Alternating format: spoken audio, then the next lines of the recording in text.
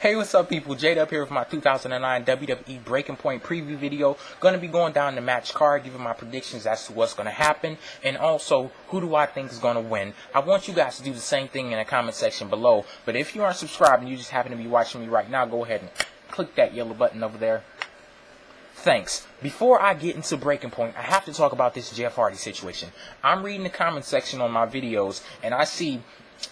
before I go into that, I'm just going to go into this comment made by Purple Haze 3000. He says, that's why he didn't, meaning Jeff Hardy, that's why he didn't want to be in the WWE anymore, because he couldn't wait to do some coke and get fucked up.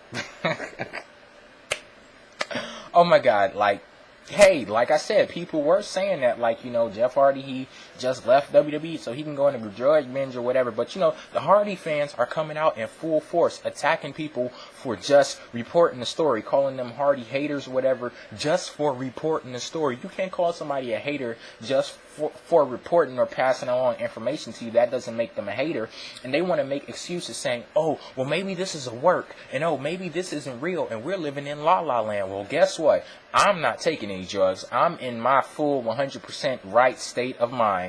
And I'm sure these people reporting the stories are also. They don't have any reason to make up an elaborate fucking scheme against Jeff Hardy. Oh, this is supposed to be part of a storyline. So Vince McMahon is in cahoots with the fucking sheriff's office. He's in cahoots with TMZ, all these news sources, just to set Jeff Hardy up. Are you serious? Then somebody left a comment talking about how Punk is so self-righteous and everything, and he doesn't have the right to judge because he broke the law of the Bible by putting ink on his body. Okay, so you're saying you're saying CM Punk is just as worse as Jeff Hardy for putting ink on his body, a tattoo, drug use. I don't think they're on the same level field, but hey, like they say, no sin is worse than the other. But hell, I'm gonna have to disagree on this specific situation. Moving on to Breaking Point, I think this has a potential to be a pretty big pay-per-view. You know, not on the level of No Way Out or whatever, but I do think this could be the better pay-per-view, or one of the better pay-per-views of the year. At SummerSlam, we had great matches, but we also had some matches that I absolutely hated. Christian versus William Regal for the ECW Championship, and also Kane versus the Great Khali. With this pay-per-view, they have a chance to redeem themselves with those horrible matches like the Great Khali and Kane. That's been upgraded to a Singapore Kane match, and hopefully with Christian versus William Regal for the ECW Championship, they actually give these guys time to have a good match, because like JR said in one of his blogs, this could be a show stealer. There's a possibility that it could be a show stealer because we have two excellent wrestlers in the ring, but if they don't give those guys time and if they don't book the match correctly, I don't think it for damn sure it's not going to be a show stealer. And I cannot see, even if that they just tear down the fucking house, I can't see anybody coming out of this pay-per-view saying, oh, Christian versus William Regal, that was the match of the night. If that ends up being the match of the night, that pay-per-view is off to a horrible, horrible start. But yeah, this may be the time that William Regal solidifies his reign as a top heel on ECW and puts his heel faction into full force with the win and him winning the championship. Hopefully Kane just decimates the Great Khali's ass, just totally tears him apart. Moving on to the next match, D-Generation X versus Cody Rhodes and Ted DiBiase, a submission counts anywhere match. I'm thinking that Cody Rhodes and Ted DiBiase might end up winning this match. You never know. Anything can happen. But yeah, I'm thinking that they could win this match, and hopefully it is an improvement on the last match that they had at SummerSlam. I absolutely love that match. It was a total surprise how good the match was. Hopefully this match is even better with the added on stipulation, submission counts anywhere. Basically, they can go all around the fucking arena, all around the damn city, in the middle of the street, have a submission and end the match right there. All of that could happen, but who knows if it actually will happen. But yeah, like I said, Cody Rhodes, Ted DiBiase, they could end up winning this match, and hopefully they do win the match. Next match I'm going to discuss, Mark Henry and MVP versus the Unified Tag Team Champions, Chris Jericho and The Big Show, for said Unified Tag Team Championships. I guess with this whole tag team division, since they have Chris Jericho and the Big Show, a relatively small guy, and I can't see how I'm calling a 6 foot, plus guy small, but, compared to the Big Show, he is a small guy. They have the big guy paired with the small guy. They did the same thing with Crime Time. They have the small JTG and the big Shaq Gaspar, so I guess they're doing the same thing with Mark Henry and MVP. This whole big man versus big man thing is probably getting tired between Mark Henry and Mark Henry and the Big Show.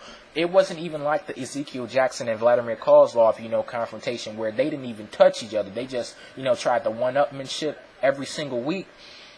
These guys, we've seen them in matches. Last week when I went to Raw, they had a match with each other. This past Raw, they had a body slam contest or whatever. So we've seen these guys, go head up one-on-one, and it's getting kind of tiring. I don't think that Mark Henry and Big Show should be so much, heavily featured in this match. MVP, Chris Jericho, they can make this match a good match, but seeing as it is a tag team, MVP and Big Show, Mark Henry and the Big Show, I'm sure they're going to be in the ring, and that may bring the quality of the match down. World Heavyweight Championship match, CM Punk versus The Undertaker. Before I start talking about these two World Championship matches, I have to rant on a couple of things. One, why in the hell did you take off John Morrison versus Dolph Ziggler for the Intercontinental Championship? I was anticipating that match so much. I've been anticipating the feud between these two guys for months. Going back to my old channel, these were two up-and-coming guys. I had them in my top 5 of my favorite wrestlers of today.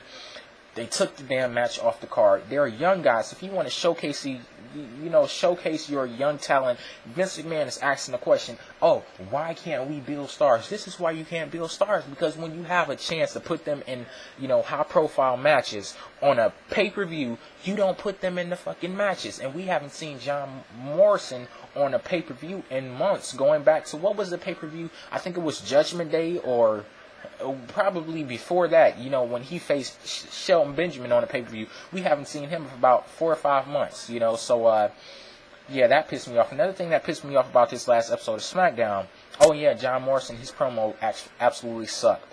He needs to work on his promo skills if he wants to be the big megastar that I know that he probably could be, another thing that I don't like about SmackDown, and there are very few things that I don't like about SmackDown, Vince McMahon and his interaction with Teddy Long. It seems like they put Teddy Long in a submissive position, and he's, yes sir, Vince McMahon, yes sir, you're the boss, you're great, you're excellent, yes sir. They didn't do that shit with Stephanie, didn't do it with any other GM, at least to my knowledge. Why are they doing this with Teddy Long?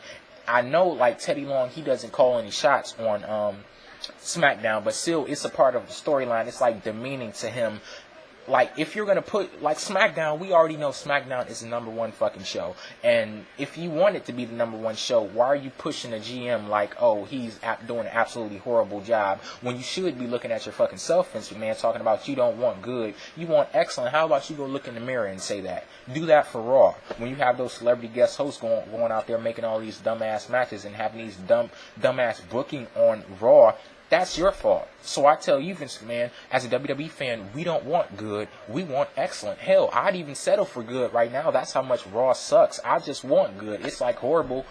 And if it's not horrible, it improves to mediocre. And I can't see how much, that's not that great of an improvement, so.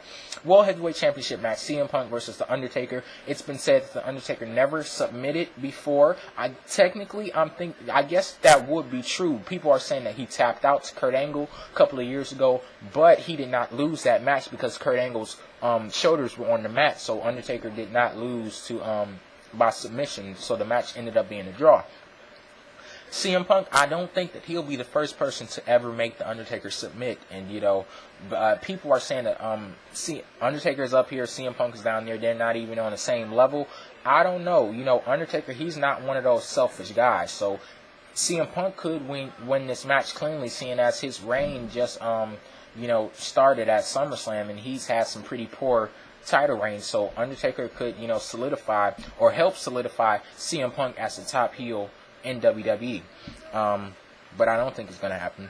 it may be some case where Undertaker wins the match, but CM Punk retains his championship. On to the final match, Randy Orton versus John Cena. Kind of the same situation with CM Punk and Undertaker. I just can't see John Cena saying, I quit, but it's more believable that John Cena says, I quit, than Undertaker will submit. And Randy Orton, yeah, he hardly ever wins a fucking match cleanly, so something could happen where John Cena could be forced to say I quit even though he doesn't want to. And yeah, those are my predictions and preview for Breaking Point. Only 6 matches confirmed so far. Let me know you guys' thoughts. And also, do you want me to go live on a live stream while the pay-per-view is going on? Like me, I'm not saying I'm going to stream the pay-per-view, but just saying do you want to see my live reaction and live commentary to the pay-per-view? Some people said that would be cool. I don't know, just want to see what the consensus will be, and peace out.